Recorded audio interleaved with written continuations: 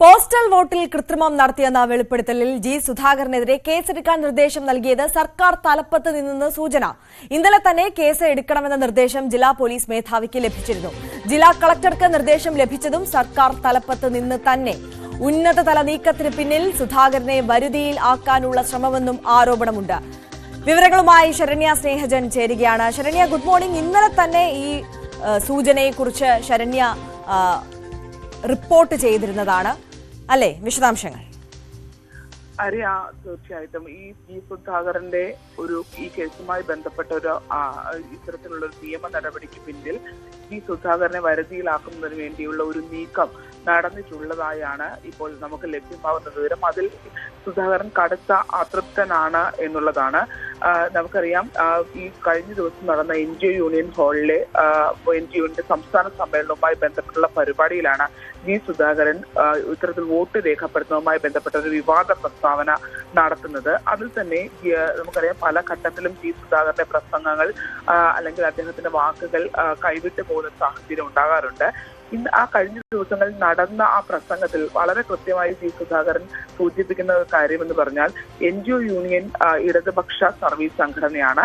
പക്ഷേ അത്തരത്തിൽ ആ ഒരു സർവീസ് സംഘടനയിൽ നിൽക്കുന്ന ഘട്ടത്തിൽ, അത് പ്രസംഗം അവസാനിക്കുന്ന ഘട്ടത്തിലാണ് അദ്ദേഹം പറയുന്നത്, തിരഞ്ഞെടുപ്പ് വരാൻ പോകുന്നു, അതുകൊണ്ട് ഒരു കാര്യം പ്രത്യേകം പറയാം, നിങ്ങൾ വോട്ട് ചെയ്യുന്നുണ്ടെങ്കിൽ ഇപ്പോൾ NGO നമുക്കത് സാധാരണഗതിയിൽ തന്നെ NGO യൂണിയന്റെ മിക്ക പ്രവർത്തകരും അവര് തിരഞ്ഞെടുപ്പിന്റെ ഘട്ടത്തിൽ ഒന്നെങ്കിൽ അവരുടെ വോട്ട് രേഖപ്പെടുത്തിയ കാര്യങ്ങൾ അത് NGO യൂണിയൻ ഹാളിലാണ് ആ ബാലറ്റ് പേപ്പർ ഉൾപ്പെടെ അവർ ഏൽപ്പിച്ചിട്ട് പോകാറുള്ളത്.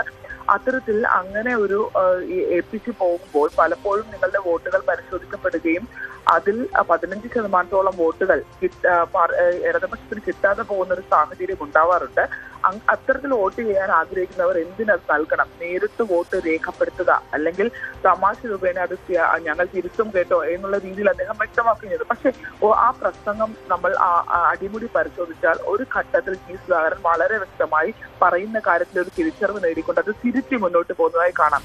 അത് തന്നെയാണ് നിയമോപദേശത്തിനായി പോകുന്ന ഘട്ടത്തിലും ഉള്ള വിലയിരുത്തൽ ഉണ്ടായിട്ടുള്ളത്. അതായത് ജി സുധാകരൻ പറഞ്ഞ വാക്കുകൾ വെച്ച് ജി സുധാകരനെതിരെ കേസെടുക്കാനാകില്ല എന്നുള്ളൊരു നിയമോപദേശം വാക്കാൽ പോലീസിന് ലഭിച്ചിരുന്നു എന്നുള്ളതാണ് നമ്മൾ മനസ്സിലാക്കുന്നത്. അതിൽ തന്നെ പോലീസ് നിയമോപദേശത്തിലേക്ക് പോയതിൽ തന്നെ ചില കാര്യങ്ങൾ വ്യക്തമാക്കേണ്ടതുണ്ട്. അതായത് ഈ പ്രസംഗത്തെ സംബന്ധിച്ചുള്ള നിയമോപദേശം പോലീസ് DDPയോട് തേടിയിരുന്നില്ല എന്നുള്ളതാണ്. അതായത് ആ കേസിലെ ഏറ്റവും പ്രധാനപ്പെട്ട ഘടകം ജി സുധാകരൻ പറഞ്ഞ വാക്കുകൾ ആണ്. അതിൽ നിയമവിരുദ്ധമായി എന്തെങ്കിലും ഉണ്ടെങ്കിൽ അതിൽ നിയമ നടപടിയിലേക്ക് കടക്കുക എന്നുള്ളതാണ്. ഇത്തരത്തിലൊരു പ്രസംഗം ലഭ്യമായിട്ടും പോലീസിന്റെ പക്കലുണ്ടായിട്ടും അത് നിയമോപദേശത്തിനായി വിട്ടിട്ടില്ല എന്നുള്ളത് ആണ് വസ്തുത.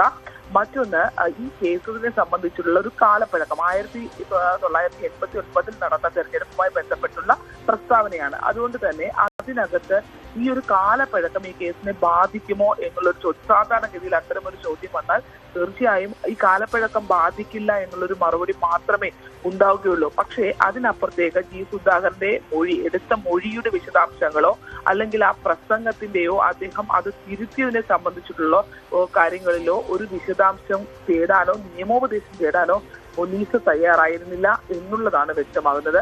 മാത്രമല്ല, ഇന്നലെയാണ് ജി സുധാകരനെതിരെ കേസ് എടുത്തതെങ്കിൽ കഴിഞ്ഞ ദിവസം തന്നെ, അതായത് അതിന് തൊട്ട് മുൻപിലത്തെ ദിവസം തന്നെ കൃത്യമായി കേസ് എടുക്കണമെന്നൊരു ഡയറക്ഷൻ പോലീസിന്റെ ഭാഗത്ത് മുകളിൽ നിന്ന് കിട്ടിയിരുന്നു എന്നുള്ളതാണ് നമുക്ക് അറിയാൻ കഴിഞ്ഞിട്ടുള്ളത്.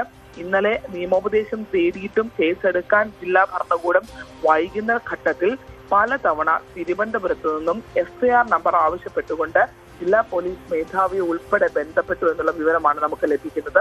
അത്തരത്തിൽ തിരുവനന്തപുരത്ത് നിന്ന് ഇങ്ങനെ ഒരു സമ്മർദ്ദം, FIR നമ്പർ നൽകുന്ന ഈ ഒരു സമ്മർദ്ദം അതിനകത്ത് ഉണ്ടായിട്ടുണ്ടെങ്കിൽ അതിന് ജി സുധാകരനെ മറ്റൊരു രീതിയിൽ വരുതിയിലാക്കാനുള്ള ഒരു ശ്രമം അവിടെ നടക്കുന്നു എന്നുള്ളതാണ് നമുക്കറിയാം. ആഭ്യന്തര വകുപ്പിന്റേതായ ഇടപെടൽ അതിനകത്ത് ഉണ്ടായിട്ടുണ്ട് എന്നുള്ള ആരോപണം ഈ കേസിനെ സംബന്ധിച്ച് ഇപ്പോൾ ശക്തമായി വരുന്നു എന്ന് തന്നെ പറയാം.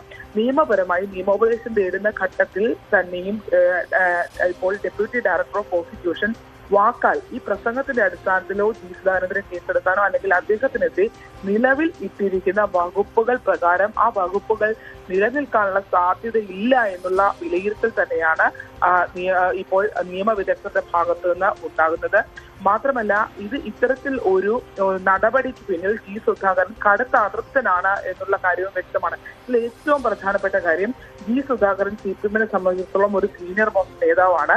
അദ്ദേഹത്തിന് ഇങ്ങനെ ഒരു സംഭവം ഉണ്ടാകുന്നു, ഒരു നോൺ ബെയിലബിൾ ഒഫൻസ് വന്ന് ഇടതുപക്ഷം ഭരിക്കുന്ന ഘട്ടത്തിൽ തന്നെ ഒരു കേസ് രജിസ്റ്റർ ചെയ്യുമ്പോൾ ആലപ്പുഴയിലെ പാർട്ടി നേതൃത്വത്തിൽ നിന്നോ അല്ലെങ്കിൽ മറ്റ് സ്ഥലങ്ങളിൽ നിന്നോ ഒരു ഫോൺ കോൾ പോലും അദ്ദേഹത്തിന് ഈ വിഷയം അന്വേഷിച്ചുണ്ടായിട്ടില്ല എന്നുള്ളത് വളരെ ശ്രദ്ധേയമാണ്. അതായത് നമുക്കറിയാം, ഇടതുപക്ഷം ഭരിക്കുന്ന 8ഓളം സീറ്റുകളുള്ള ആലപ്പുഴ ജില്ലയിലെ ഒരു MLA-മാരോ അല്ലെങ്കിൽ പാർട്ടിയുടെ നേതൃത്വത്തിലുള്ള ആളുകളോ ജി സുധാകരനെ പോലെയുള്ള ഒരു മുതിർന്ന നേതാവിന് ഇത്തരത്തിലൊരു നോൺ ബെയിലബിൾ ഒഫൻസ് വന്ന് ആ ഒരു കേസുമായി ബന്ധപ്പെട്ടുള്ള ഒരു വിവാദ വിഷയത്തിൽ നിൽക്കുന്ന ഘട്ടത്തിൽ അദ്ദേഹത്തോട് എന്താണ് എന്ന ഒരു വിവരം ചോദിച്ചു പോലും അദ്ദേഹത്തെ ബന്ധപ്പെട്ടിട്ടില്ല എന്നുള്ളതാണ്. അതായത് ഇതിനകത്ത് മുകളിൽ നിന്നൊരു ഇടപെടൽ ഉണ്ടായിട്ടുണ്ട് എന്നുള്ള ഒരു വിശ്വാസത്തിൽ തന്നെയാണ് ജി സുധാകരനും മുന്നോട്ട് പോകുന്നതെന്നാണ് നമുക്ക് മനസ്സിലാക്കാൻ കഴിയുന്നത്. നമുക്ക് കഴിഞ്ഞ കുറെ നാളുകളായുള്ള കാര്യങ്ങൾ അത് പരിശോധിച്ചാൽ മനസ്സിലാകും. പല അപ്രിയ സത്യങ്ങളും ജി സുധാകരൻ തുറന്നു പറയുന്നുണ്ട്. അത് ചില ഘട്ടത്തിൽ CPM-ന് തന്നെ തലവേദനയായി മാറുകയും ചെയ്യുന്നുണ്ട്. ഇന്നലെ ഹിസും ജില്ലാ സെക്രട്ടറി നാസർ പലരോടും വ്യക്തിപരമായി ടെലിഫോണിലൂടെ പ്രതികരിച്ചെങ്കിലും നേരിട്ട് ഒരു പ്രതികരണത്തിനായി അദ്ദേഹം തയ്യാറായി മുന്നോട്ട് വന്നിട്ടില്ല എന്നത് സത്യമാണ്. പക്ഷേ CPM സംസ്ഥാന സെക്രട്ടറി അടക്കം ഈ കടക്കരപ്പള്ളിയിൽ പറഞ്ഞ ജി സുധാകരൻ രണ്ടാമത് തിരുത്തി പറഞ്ഞ കാര്യങ്ങളൊക്കെയാണ്. പാർട്ടി ഒരിക്കലും അങ്ങനെ ചെയ്യില്ല, ജി സുധാകരൻ ആ രീതിയിൽ ചെയ്യുമെന്ന് കരുതുന്നില്ല എന്നുള്ള നിലയിലേക്കാണ് വന്നിട്ടുള്ളത്. പക്ഷേ ഇന്നലെ ആ കേസുമായി ബന്ധപ്പെട്ട് പ്രധാനപ്പെട്ട ചില പ്രതികരണങ്ങൾ വന്നിരുന്നു. ഒന്ന്, CPM അതിനകത്ത് നാസറിന്റെ വ്യക്തിപരമായ പ്രതികരണത്തിനകത്ത് അദ്ദേഹം വ്യക്തമാക്കിയത് പോലീസ് എടുത്ത നടപടി തെറ്റാണ് എന്ന് അദ്ദേഹം പറയുന്നതിനൊപ്പം തന്നെ അന്നത്തെ കാലത്തെ തിരഞ്ഞെടുപ്പിൽ മത്സരിച്ചിരുന്ന KV ദേവദാസ് ഉൾപ്പെടെയുള്ള ആളുകൾ ഒരിക്കലും അങ്ങനെ ഒരു അട്ടിമറി നടന്നിട്ടില്ല എന്നുള്ളത് പറഞ്ഞുകൊണ്ട് രംഗത്തെത്തുകയും ചെയ്തിരുന്നു. എന്ത് ബേസിന്റെ അടിസ്ഥാനത്തിലാണ് പോലീസ് ഇങ്ങനെ ഒരു കേസ് എടുത്തത്? വെറുതെ ഒരു എഴുതി റെഫർ ചെയ്ത് വിടാൻ വേണ്ടിയാണെങ്കിൽ എന്തിനിങ്ങനെ ഒരു കേസ് എടുക്കണം എന്നുള്ള ചോദ്യം വളരെ പ്രസക്തമായി തന്നെ നിൽക്കുകയാണ്. ഈ ഒരു വാക്കാലുള്ള നിയമോപദേശം, അതായത് ഈ പ്രസംഗത്തിന്റെ ബേസിൽ കേസ് എടുക്കാനാവില്ല, അത് കൃത്യമായി ജി സുധാകരൻ ഒരു ഘട്ടത്തിൽ പറഞ്ഞു വന്ന് പിന്നീട് അത് തിരുത്തി ആ പ്രസംഗത്തിൽ തന്നെ കയറി മുന്നോട്ട് പോകുന്നുണ്ട്. അതുകൊണ്ട് തന്നെ അത്തരത്തിലൊരു കേസ് എടുക്കാനാവില്ല എന്നുള്ളൊരു കാര്യം വരുമ്പോൾ ഈ ഒരു കേസിൽ ഇത്രയും പ്രധാനപ്പെട്ട ആൾക്കെതിരെ കേസെടുക്കുമ്പോൾ ആ ഒരു നിയമോപദേശത്തിലേക്ക് കടക്കുന്ന ഘട്ടത്തിൽ ആ കേസിലെ ഏറ്റവും പ്രധാനപ്പെട്ട ഘടകമായ ആ പ്രസംഗം എന്തുകൊണ്ട് നിയമോപദേശത്തിന് വിട്ടില്ല എന്നുള്ള ചോദ്യം വളരെ പ്രധാനപ്പെട്ടതാണ്. അത് നിയമോപദേശത്തിന് വിട്ടിരുന്നുവെങ്കിൽ ഒരുപക്ഷെ DDP-യിൽ നിന്ന് ലഭ്യമാകുന്ന മറുപടി അതിന്മേൽ കേസെടുക്കാനാകില്ല എന്നായിരിക്കും. അത്തരത്തിലൊരു മറുപടി കിട്ടിയാൽ നിയമ നടപടിയിലേക്ക് കടക്കാൻ കഴിയാത്തൊരു സാഹചര്യം ഉണ്ടാകുമായിരുന്നു. അതുകൊണ്ട് തന്നെയാണ് അതിൽ കേസെടുക്കാനായി അല്ലെങ്കിൽ ആ വിഷയത്തിനകത്ത് ആ കേസിലെ ഏറ്റവും കാമ്പുള്ള ആ പ്രസംഗം നിയമോപദേശത്തിന് വിടാനായി പോലീസ് തയ്യാറാവാതിരുന്നത് എന്നുള്ളതാണ്.